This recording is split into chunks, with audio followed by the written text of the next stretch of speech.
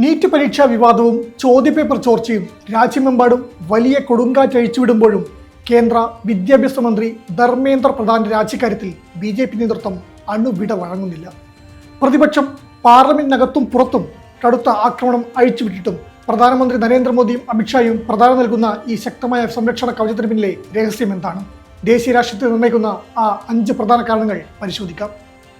ഒന്നാമതായി, പ്രതിപക്ഷ ആവശ്യങ്ങൾക്ക് വഴങ്ങാതിരിക്കുന്നത് BJPയുടെ പരീക്ഷിച്ച് വിജയിച്ച പ്രവർത്തന ശൈലിയാണ്.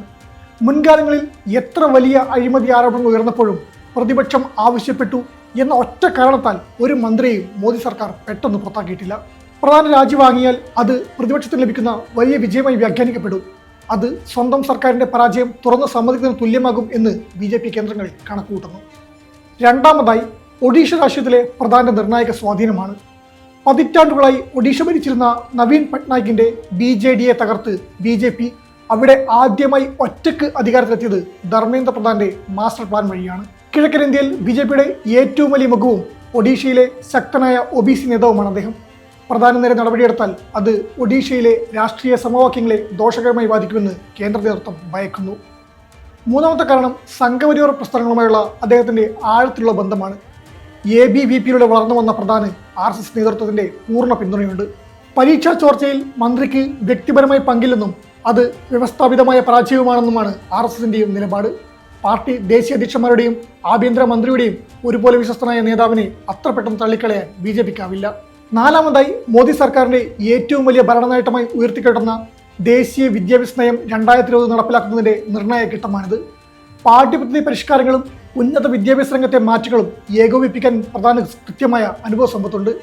ഈ ഘട്ടത്തിൽ മന്ത്രിയെ മാറ്റിയാൽ അത് വിദ്യാഭ്യാസ രംഗത്തെ നയപരമായ പരിഷ്കാരങ്ങൾ തന്നെ പരാജയപ്പെട്ടു എന്ന തെറ്റായ സന്ദേശം നൽകുമെന്നും സർക്കാർ വിലയിരുത്തുന്നു. അഞ്ചാമതായി, നീറ്റ് നെറ്റ് പരീക്ഷകളിലെ ക്രമക്കേട് NTA എന്ന ഏജൻസിയുടെ പരാജയമാണെന്നും മന്ത്രിക്ക് ഇതിൽ വ്യക്തിപരമായ പങ്കില്ലെന്നുമാണ് സർക്കാരിന്റെ ന്യായീകരണം. CBI അന്വേഷണം പ്രഖ്യാപിച്ചതും NTA തലവനെ മാറ്റിയതും പരീക്ഷാ സംവിധാനം പരിഷ്കരിക്കാൻ ഉന്നതതല സമിതിയെ വച്ചതും വഴി സർക്കാർ ആവശ്യമായ നടപടികൾ സ്വീകരിച്ചതായി BJP അവകാശപ്പെടുന്നു. അതിനാൽ മന്ത്രി രാജിവെക്കേണ്ടതില്ലെന്നാണ് പാർട്ടി നിലപാട്. ചുരുക്കത്തിൽ, വിദ്യാർത്ഥികളുടെയും പ്രതിപക്ഷത്തിന്റെയും പ്രതിഷേധം എത്രത്തോളം ശക്തമാണെങ്കിലും സ്വന്തം രാഷ്ട്രീയ സമവാക്യങ്ങളും പാർട്ടി കെട്ടുറപ്പും ബലികൊടുക്കാൻ BJP തയ്യാറല്ല എന്നതിന്റെ വ്യക്തമായ തെളിവാണ് ധർമ്മേന്ദ്ര പ്രധാൻ ലഭിക്കുന്ന ഈ സംരക്ഷണം.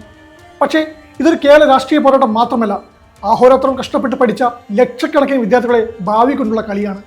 വരും ദിവസങ്ങളിൽ CBI സമർപ്പിക്കുന്ന അന്വേഷണ റിപ്പോർട്ടും സുപ്രീം കോടതിയുടെ അന്തിമ വിധിയും എന്തുതന്നെയായാലും തകർന്നുപോയ വിദ്യാർത്ഥികളുടെയും രക്ഷിതാക്കളുടെയും വിശ്വാസം തിരികെ പിടിക്കാൻ കേന്ദ്ര സർക്കാരിനും NTA ക്കും സാധിക്കുമെന്നതാണ് ഏറ്റവും വലിയ ചോദ്യചിഹ്നം.